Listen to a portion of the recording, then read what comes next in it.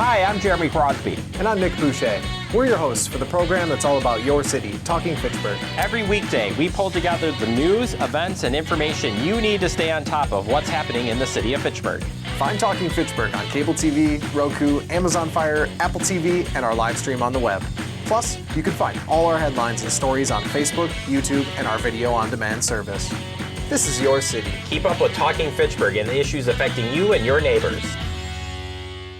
Get connected, Fitchburg. Sign up for Fitchburg Connect, the city's monthly e-newsletter that keeps you informed about all the events, services, and updates that matter to you. Get it in your inbox once a month. Sign up today to get Fitchburg Connect.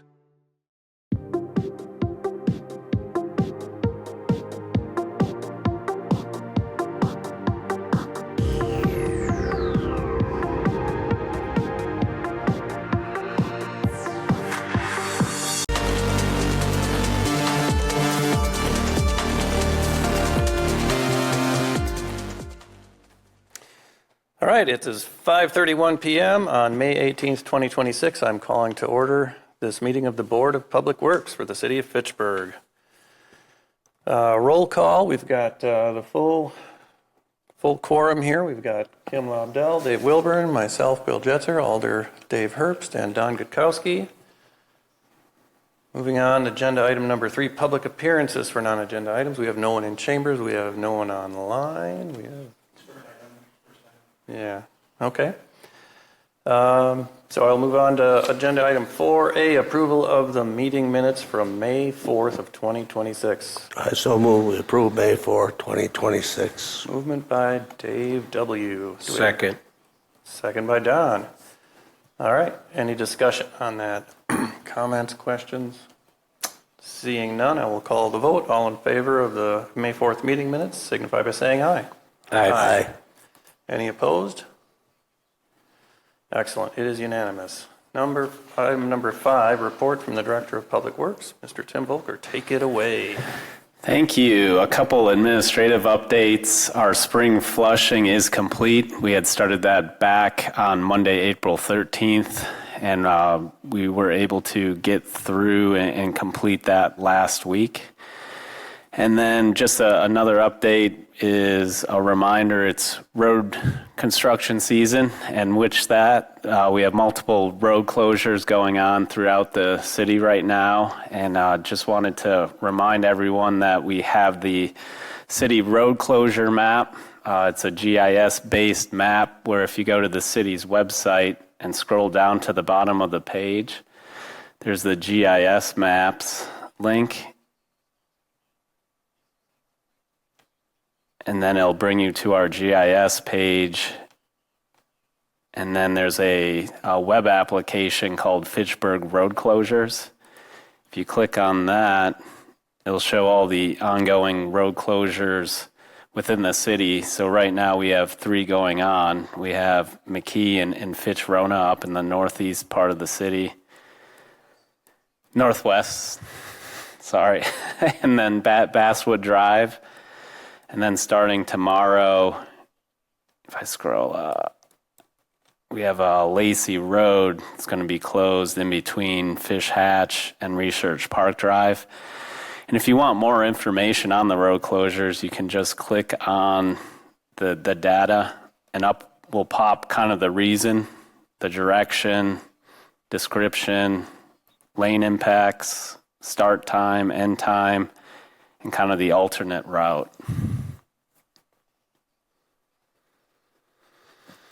Yeah, it's nice. We've got a detour, the dashed orange line on there too.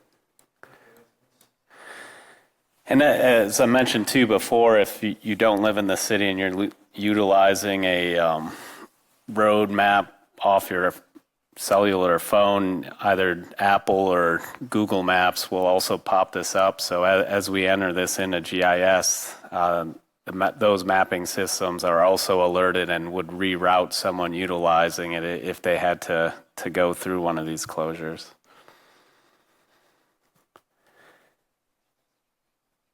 And then after that, just a couple project updates I have for everyone. The 2026 street resurfacing project, we're having the pre-construction meeting tomorrow for that project. And then we are still anticipating Payne and Dolan to start late May, early June. And as I mentioned at the last meeting, they will be starting up in the Belmar neighborhood first. Oh, excuse me, that's for the Belmar and Tower Hill Utility Improvement Project. For the street resurfacing project, we haven't heard exactly where they're starting. We anticipate them, though, to start Hillside Heights. But we'll know more tomorrow after the pre-construction meeting.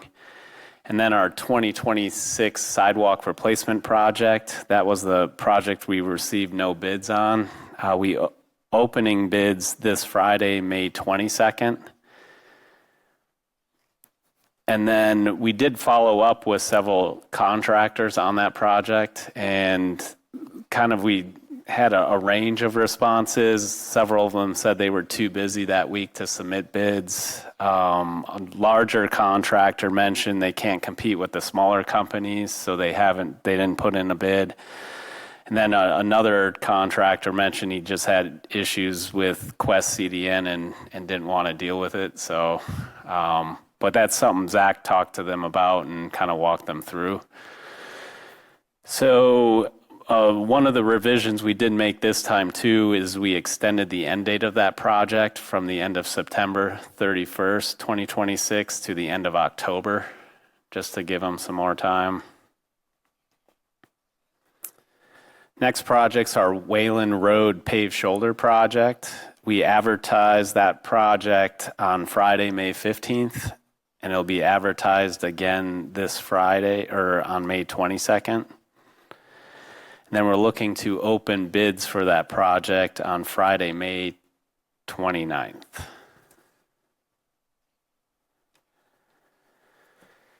And the next project's Basswood Drive. That was one of the road closures that we just looked at on the road closure app, like GIS app. And the contractor has commenced construction for that project and are currently installing stormwater. And then our 2026 Belmar and Tower Hill Utility Improvements Project, that pre-construction meeting, it was held last week, Monday, May 11th. And that's where the contractor is starting up in the Belmar neighborhood first. And then we wanted to get those ARPA street projects resurfaced from last year once the utilities are installed. So contractors looking to start this month on that project. Our Cyene Interceptor project, we have installed about 300 linear feet of pipe, so about a third of the total length of the project has been installed. And then lastly, our Tower D project, the contractor has started painting the water tower. And with that, does anyone have any questions? Two.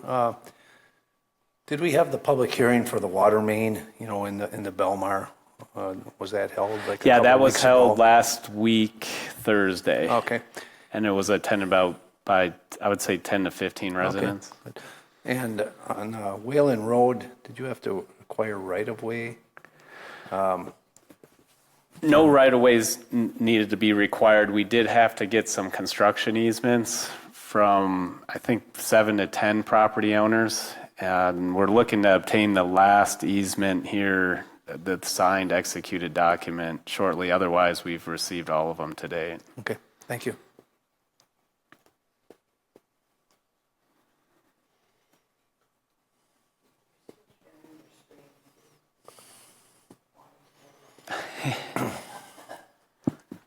I just have one, Bill. How long is it, or Tim's going to be closed, Lacey and Fish Factory coming up through here? Lacey Road?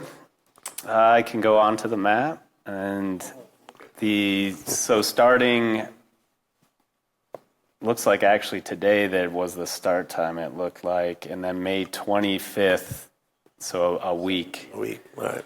Thank you. You're welcome. That's a very handy map. It is, it is.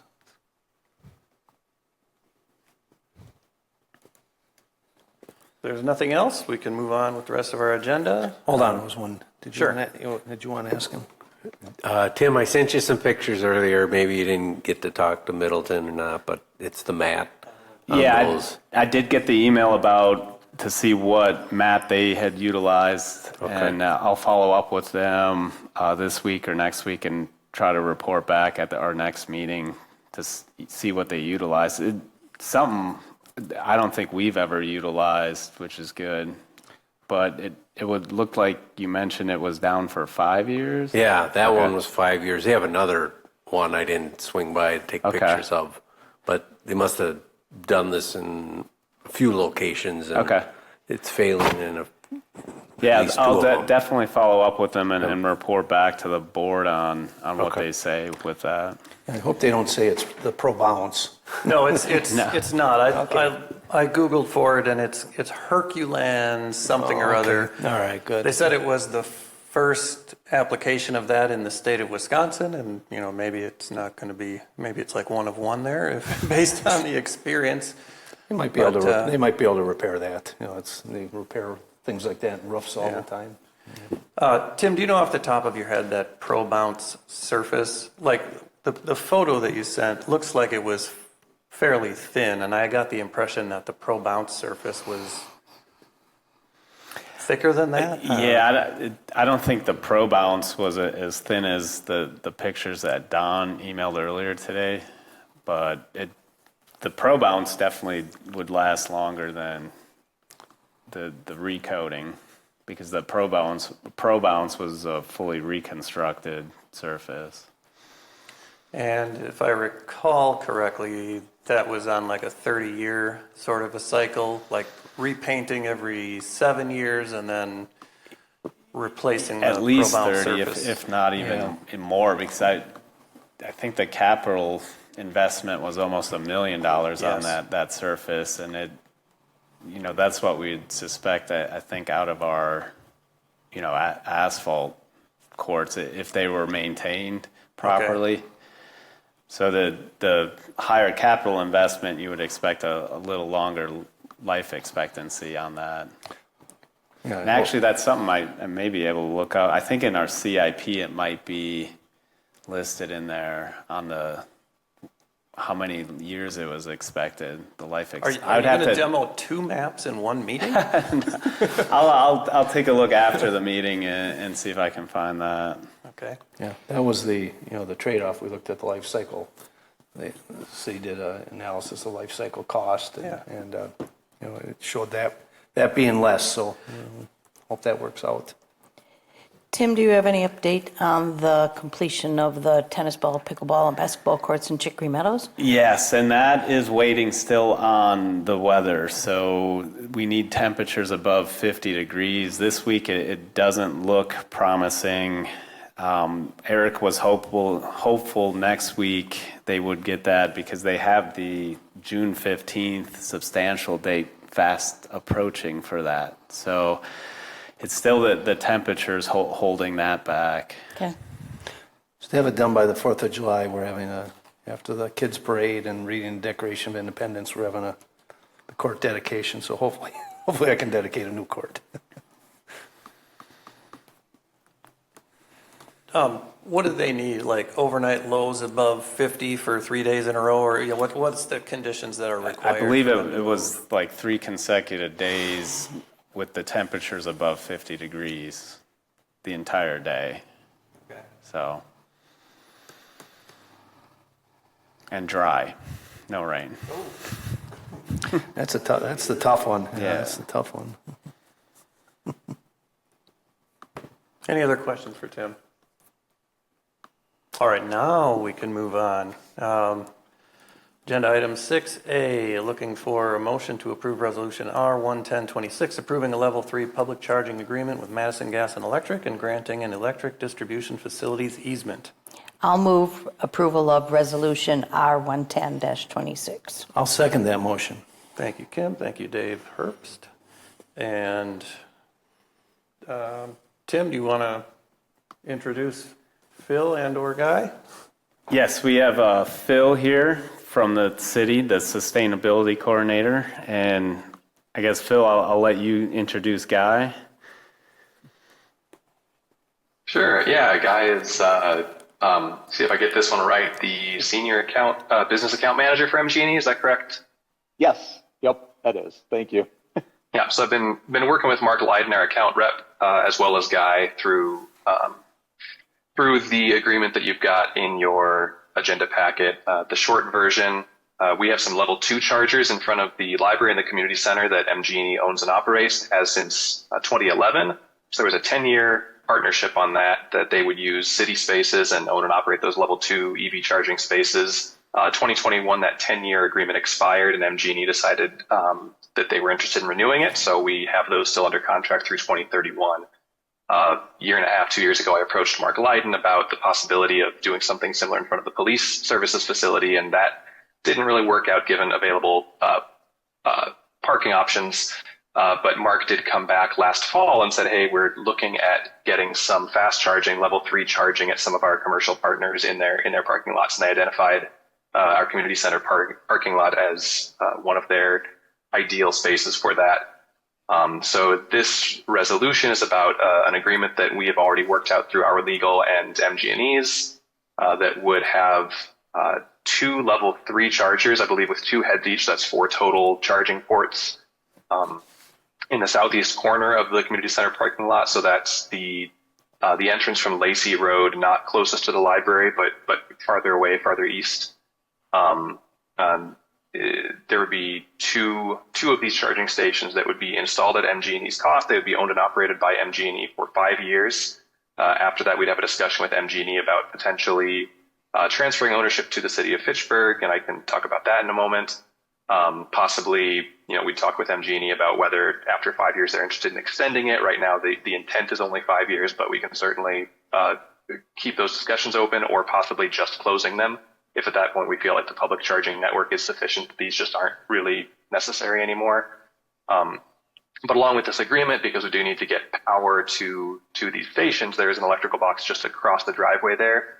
So there also would be a distribution easement to essentially run conduit and have electrical service run to these charging stations.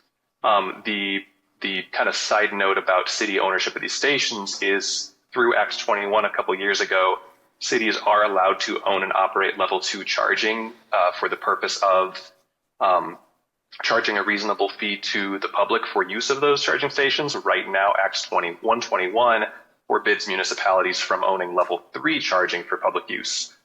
So unless that law were changed, transferring ownership to the city, of course, would currently be not feasible. So we look at other options unless hopefully the legal landscape has changed by then. But that is the basic summary of this resolution, is getting this level 3 charging. This, just to avoid any potential confusion, this is not part of the Dane County Charge Up grant coming from the bipartisan infrastructure law. That's a separate effort that already has been approved. We're just going through final approvals for some other newer stations there. And that's going to be at McKee Farms Park. But this is a separate effort just between the city and Madison Gas and Electric. And Guy, if there's anything I missed in there that's important to call out before we're getting into discussion. No, I think that was a good summary. Thank you. And I think to your point of 5 years down the road, which is the contract, similar to how we continue to own and operate the level 2s, that very well may be an option as we move forward. But in the agreement, we put 2 clear options, which you also described: transferring ownership or removing them. But we understand 5 years in the EV charging world is, it's the Wild West. And so we're expecting things to change between now and then as well. Question. Go ahead, Dave. I have 2 questions. The fast charger, it's a higher amp capacity. Do you have to upgrade a circuit coming from one of the transformers? And the second question is, is there a meter put on, a billing meter put on that, or 5 years from now, if it transfers to the city, are we going to have to pay for the billing meter to go on, or you may be installing it initially? Those are my 2 questions. Sure. No, good questions. We would upgrade the infrastructure in that area. we would put a new 500 kVA pad mount transformer.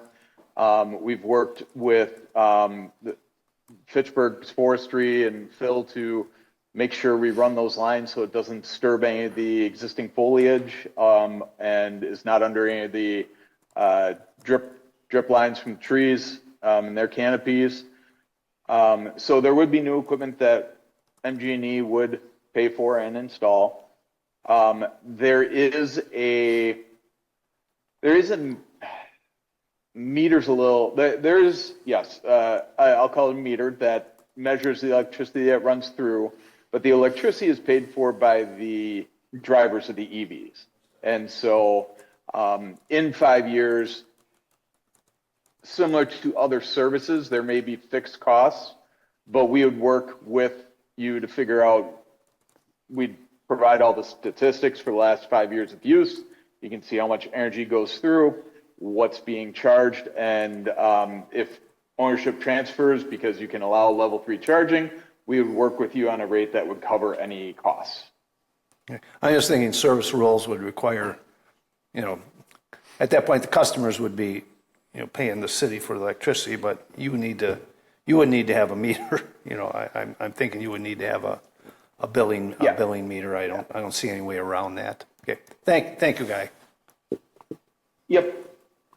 I got a couple of questions on the current one. MG&E owns we have it. Does the city get any sort of benefit such as reduced off-peak hour charging on these things or anything like that? Or Tim, you probably got it covered and we charge on our own facility location, but I just didn't know if there's a advantage. So the current ones that we have in front of the community center are owned and operated by MG&E. So the city's not paying for that at all. That's MG&E is recovering their own costs to operate those by charging a rate to any public users who are charging from those. So that's the city is essentially giving up a few spaces to. Not giving up the spaces, but allowing the use of that property of those spaces for EV chargers. There's a benefit to the public because the charging is available on site, but the electricity costs are MG&E's. Yep. Yeah. And then the second question is, it's probably for Guy. What's the service life on these things? After 5 years, you got to replace a lot of the equipment, or Again, being that it's the Wild West and early, the life of transformers or chargers is, I won't say it's unknown, but I will say that we have owned and operated chargers, including level 3s, for almost 18 years now, I believe, in the area. And from that, we've found good vendors. We've had experiences with not as good vendors and brands. And so what we're putting in now, we really expect to last much longer than the 5 years, 10, 15 years could easily be utilized by these. The current, I guess I'll say, standard fast chargers and such that we had out there are 50 kW chargers. These chargers are 180 kW, which even your newest vehicles, such as the Honda Prologue, let's throwback to the 80s, Honda Prologue and such, charge at a maximum of 150 kW. So they are beyond what most vehicles can currently, the rates that they can currently charge at. And we've had a really good relationship with this vendor. They've been very, very reliable. That we've had out there we've been using them for about 5 years now, and we have not had a lot of issues with these chargers, and they've stood behind them. We also have warranties for the entire time period that we own them as well.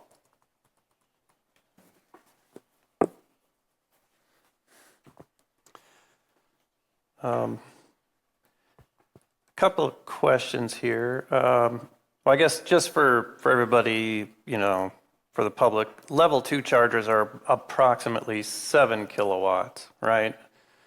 Which gives you perhaps... Yes, right, that's 6.6 kilowatts. Yeah, so you're getting perhaps 20 miles of range for every hour of charging. And here we're talking about 180 kilowatts. So if your car is capable of taking that, you're getting, potentially close to 500 miles of range for an hour of charging. So these things are quite a bit faster. Which brings me to my question. What's the cost differential per kilowatt hour between level 2 and level 3? Well, that's a great question, and there is none. Are you kidding me? Because with the state standards and everything, you pay per kilowatt hour.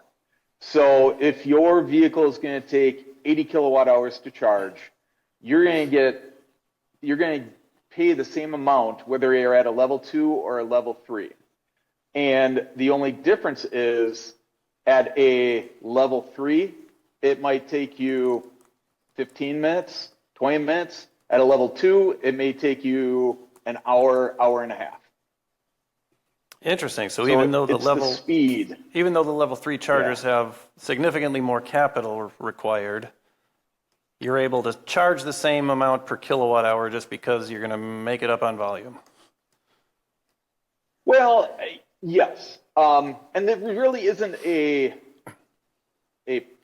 profit gaining endeavor, really. It's we're doing this to try and fill a gap in charging infrastructure in the area to help people to convert to EVs who want to make it easier for them. If you look at, so what we charge is 37 cents per kilowatt hour. And if you look at other public charging, such as the Tesla charging stations or Rivian, or there's even some other private ones at different convenience stores, they charge up to 75 cents per kilowatt hour.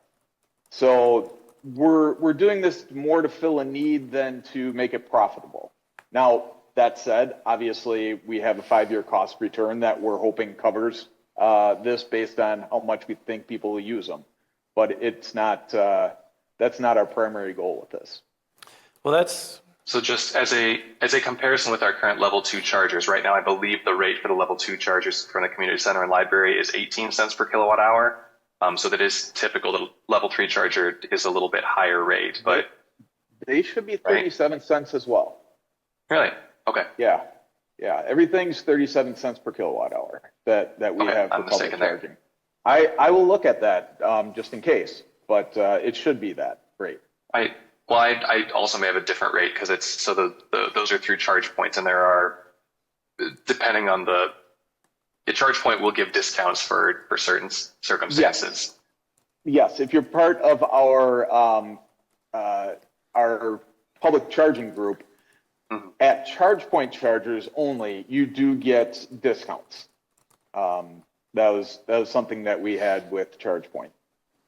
And one thing just to add on to Guy's points about the charging being per kilowatt hour, this was an important element of Act 121 as well. I think this was part of Act 121 that distributors, vendors essentially could not charge per hour.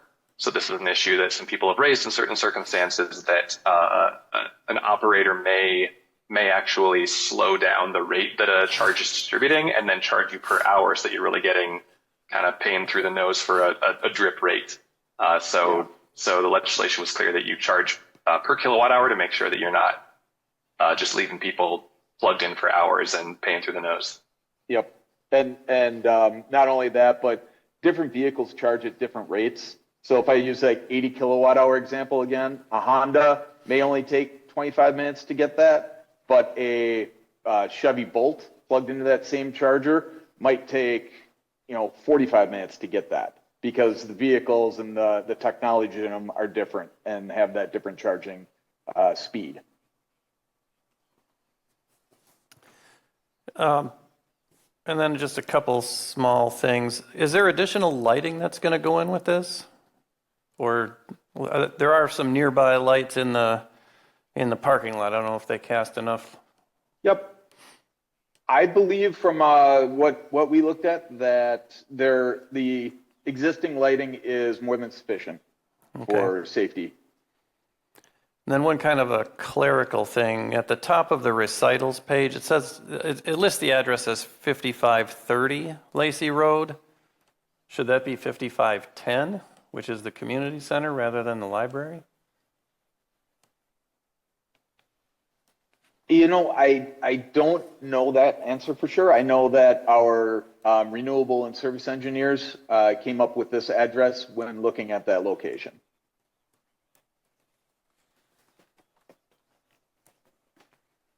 But we can certainly look into and that. we can talk about it. That should be adjusted. We could, I think, logically justify 5520 as well as the administrative address for the city. But we'll make sure we get that as accurate as needed. I guess one other thing regarding the per kilowatt hour cost, that includes the excise tax, which is, what is that, 3 cents per kilowatt 3 hour? cents per kilowatt hour. Okay. Yep. Yes, that does include that. Which is, I think, meant to make up for the fact that people who are using those charging stations are not purchasing gas, and so therefore they're not paying any of the gas tax. Right? This is going toward road construction, or the excise tax goes back to the DOT. That's the stated intent of the excise tax. Yeah.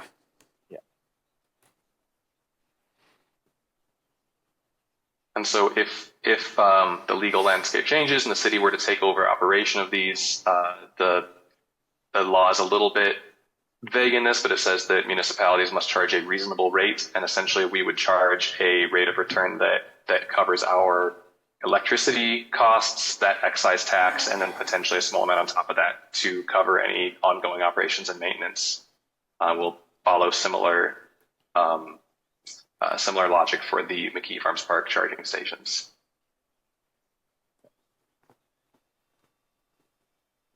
Other question, Dave? Picture, I think everyone's aware of the neighbor just over there, and the junk that he always has out. Is the transformer, the new transformer, is that on his property? I assume you. No. I guess MG&E has an easement there already. Yeah, it's in our existing easement. We would also have a new easement that would include where the feed runs over to the chargers. Okay. Yep, right there. Yeah. All right. Thank you. All right. Seeing no other questions, I will go ahead and call the vote. All in favor of resolution R11026, signify by saying aye. Aye. Anybody opposed, say nay. It is unanimous. Thank you, Guy. Thank you, Phil. Wonderful. Thank you. I think Look you're forward free to to go. moving forward on this project with you. Yeah. All right, moving on to 6B, looking for a motion to approve resolution R6326, approving agreement for water service between the Village of Oregon, the City of Fitchburg, and the State of Wisconsin Department of Corrections. I'll move approval of R6326. Moved by Alder Herbst. Who seconds? I'll second it. Moved by Dave, or second by Dave Wilburn. Thank you. Tim, walk us through this one. The City of Fitchburg Common Council back on November 25th, 2025, by Resolution R233-25, conditionally approved a certified survey map that combined 3 parcels into one for use as a juvenile corrections facility. The State of Wisconsin Department of Corrections completed a water supply alternative study analyzing different water supply options to service the CSM. The DOC concluded that connected to the Village of Oregon's water system was the best alternative. An agreement is necessary between the City of Fitchburg and the Village of Oregon for the village to provide water service to properties within the City of Fitchburg. Village of Oregon will be responsible for obtaining Public Service Commission approval to service property in the City of Fitchburg, and the DOC will be responsible for all design, construction, and usage costs, as well as for obtaining all other permits. So we're looking for council to approve the agreement for water service between the Village of Oregon, City of Fitchburg and the State of Wisconsin Department of Corrections. Questions? Go ahead, Dave. Tim, will Oregon own the meters feeding will they be billing the Department of Corrections? Because yes, I assume it has to be that way because they probably have a different rate case than we do. Yes, they would be the ones billing and getting that revenue. Okay, sounds good. Thank you. Tim, long range, do we ever plan on providing service down in this direction? It is within the city of Fitchburg. At this time, we have no plans, but as part of this agreement, we are to amend the agreement that was done back in 1975. And then basically that amendment is to allow us to work together on any future connections to this. So if, further development happens within the city of Fitchburg limits, the city of Oregon and the town of Oregon or village of Oregon and the city of Fitchburg would work together on those future connections to determine who would serve them.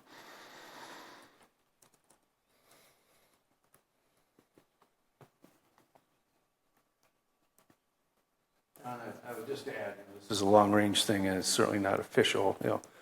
We've looked at. We thought that vicinity down there might be a good place for an industrial park or something like that, given its access on the highway. But there's nothing certain. That's just been thrown out. Certainly, it's not going to be where the correctional facility is, but there is land down there that at some point we may explore. Okay, so we don't have a long-range game plan to say, oh, if you get a big development, then we'll run service down there? I think it's chicken and egg. What comes first? Okay. Oregon hasn't approached us to annex it? No. Okay. I don't believe so. No. We had that meeting. Yeah, we had a joint meeting a couple months ago about, cooperating on that southeast corner of the city between Fitchburg and Oregon. Okay. Plus you'd have trouble getting the sewer all the way down there from Madison. Yeah.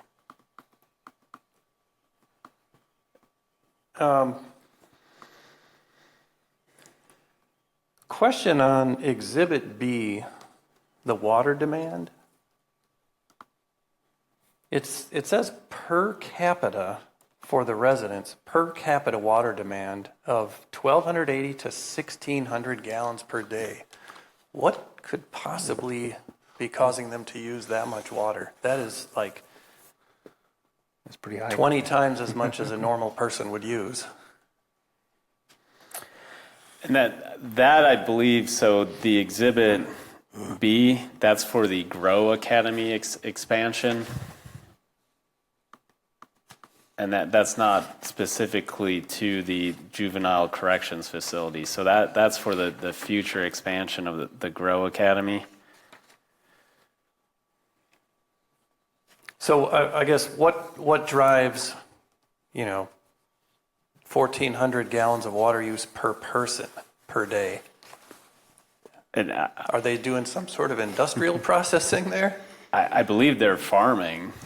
Okay. The Grow Academy, I think that takes into account the agricultural part of it, because if you look at the staff, they had 8 staff members in there, and that's 80 gallons per day, which is more reasonable. Right. I think the permanent residents, when you see that 1,280, it takes into account kind of what they would be doing with the ag water during the day. Okay. Would be That my makes more guess. sense. Yeah.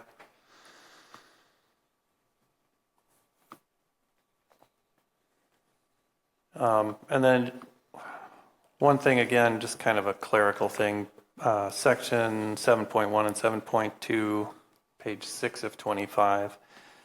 There's a provision in there that says provide digital PDF copies.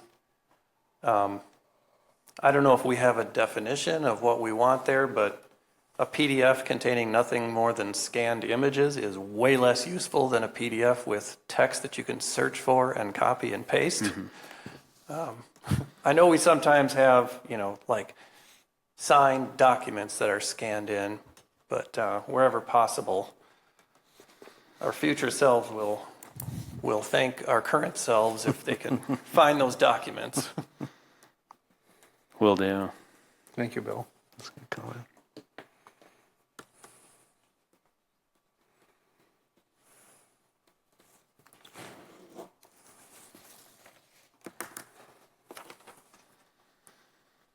I guess one more on Exhibit C, there's shows the northern border of the village and then the southern portion of Fitchburg. So there's that purple water line leading to the north standpipe. I presume that is all Oregon infrastructure. I don't know how much current infrastructure does the village of Oregon have in the city of Fitchburg? So that is the existing infrastructure. It's that north standpipe, and then the water main along County Highway M.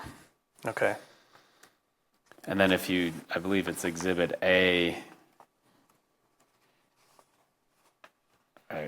Actually, Exhibit B kind of shows then the connection from that standpipe west along M would be additional water main, and then a meter pit would be installed close to the property line, where it would then become the Department of Corrections. And does that standpipe have enough capacity, or are they going to need to upsize that? It has enough capacity to service. Okay. I presume there's a pump there that keeps that thing topped off at all times? Yes.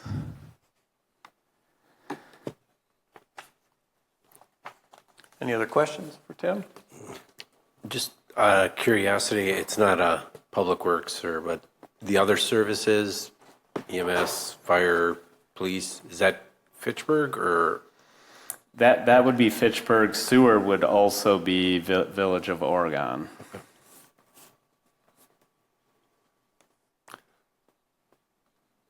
But our police would be, say there's a disturbance at the facility, our police would have the responsibility to respond, is what I'm told.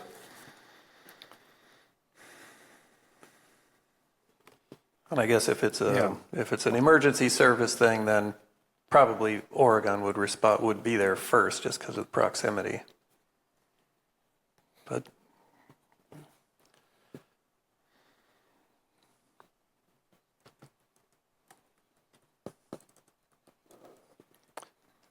all right, nothing else. I will go ahead and call a vote. All in favor of Resolution R6326, signify by saying aye. Aye.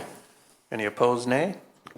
It is again unanimous. Moving on to 6C, looking for a motion to approve Resolution R11526, approving agreement for subdivision improvements for Outlot 3 in the plat of Jamestown Quarry, the Jamestown Quarry CSM. I'll move approval of Resolution R115-26. Movement by Lobdell. Second. Second by Gutkowski. Okay. Tim, what's going on here? So the City of Fitchburg Common Council back on January 27th, 2026 conditionally approved a land division on Outlot 3 in the Jamestown Quarry plat, also the Jamestown CSM.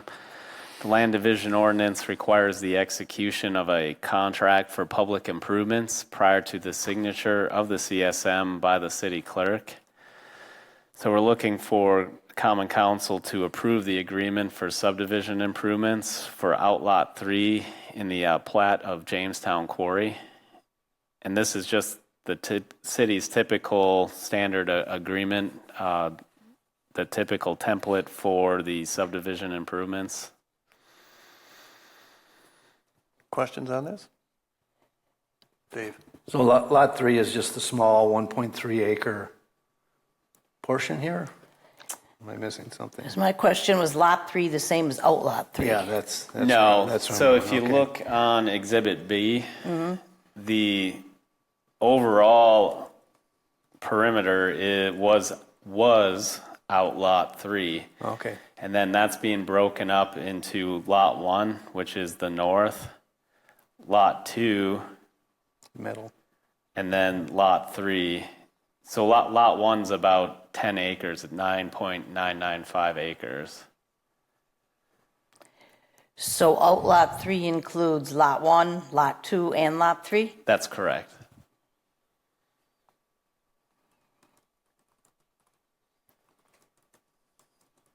And they are proposing multi-family dwelling units similar to what they have built just behind there, do you Yes, know? it's the same developer doing it, and for this development, it would be 273 multifamily units.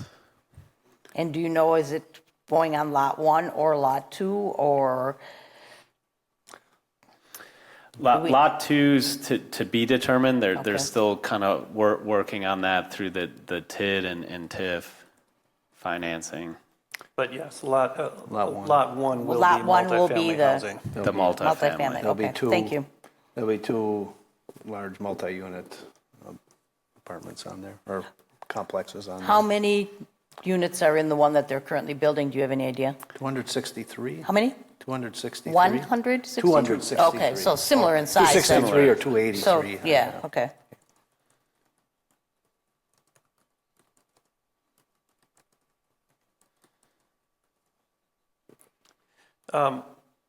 So Tim, what exactly is this SIA covering? Phase 1, phase 2, both?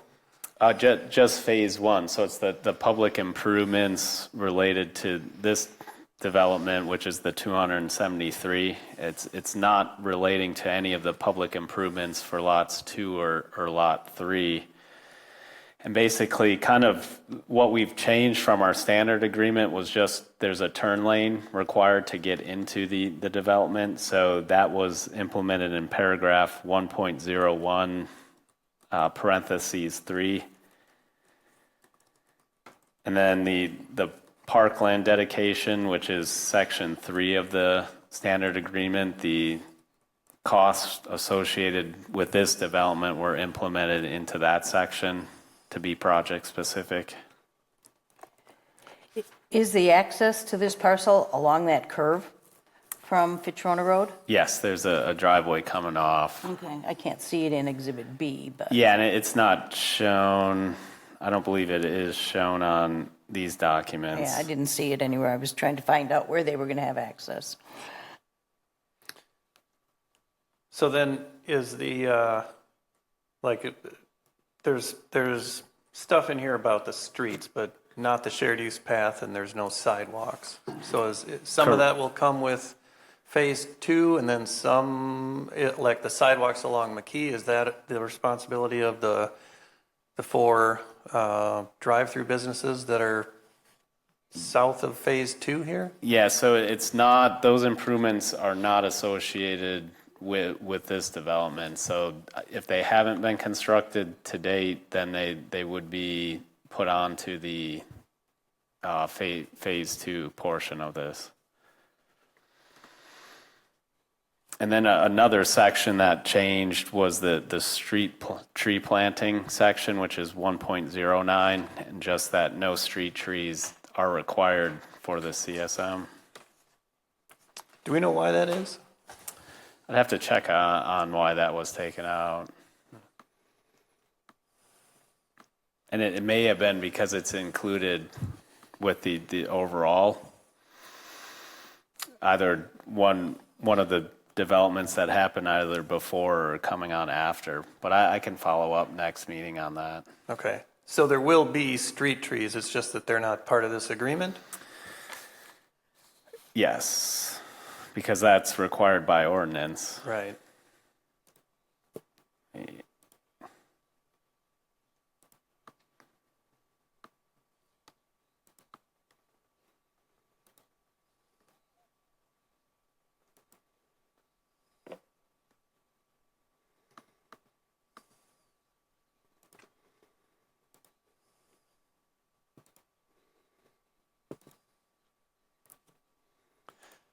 Yeah, the verbiage in there says no street trees are required for the CSM.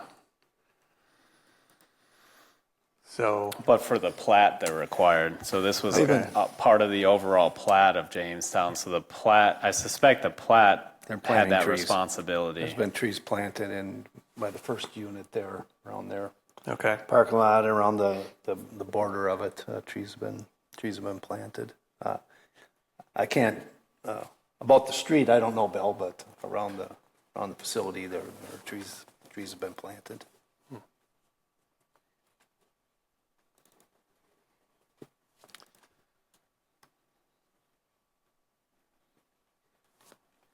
Any other questions for Tim while he's frantically trying to find Trying his to document? find.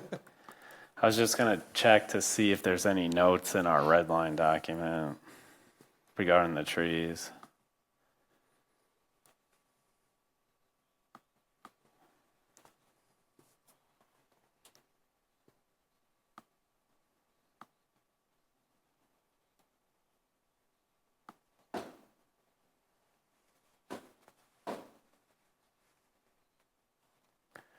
Yeah, I was just struck through. No,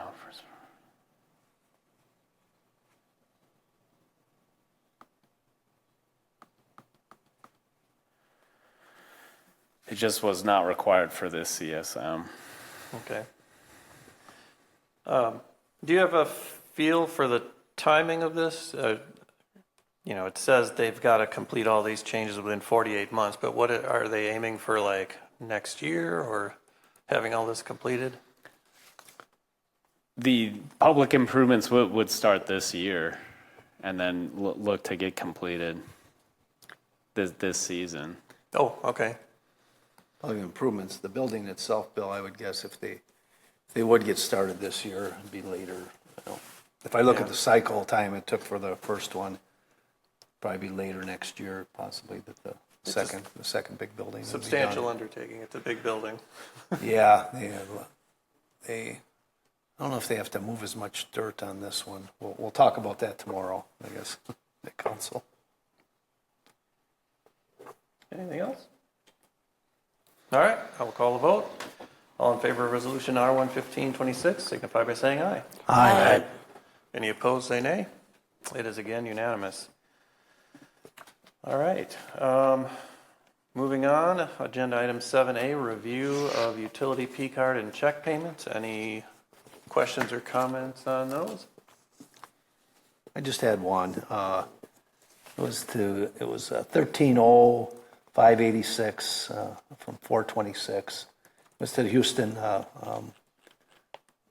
the RG Houston Company for the stormwater facility maintenance. I assume that was for dredging. Does that sound right? Yeah, that was for our pond dredging project Okay. that we did over winter. Okay. That was my At only- Quarry Hill and the... Quarry Hill and the Techlands Pond. Yeah. Okay. That's my only question, Bill. Yeah, if you haven't been out to Quarry Hill lately, that new pond is really quite something. I'll have to get out there. Thank you. It's almost a river. I mean, it's very long and it snakes around. It's got some aesthetics to it. I'll get out there this week. Should have been there sooner. All right, if there's nothing further, we can move on. Item 8A, announcements. Next Board of Public Works meeting will be Monday, June 1st, 2 weeks from today. Same time, same place. I will entertain a motion to adjourn. I'll move adjournment. Motion by Dave. I'll second it. Second by Dave. All in favor of adjournment signify by saying aye. Aye. Any opposed? We are adjourned at 6:23.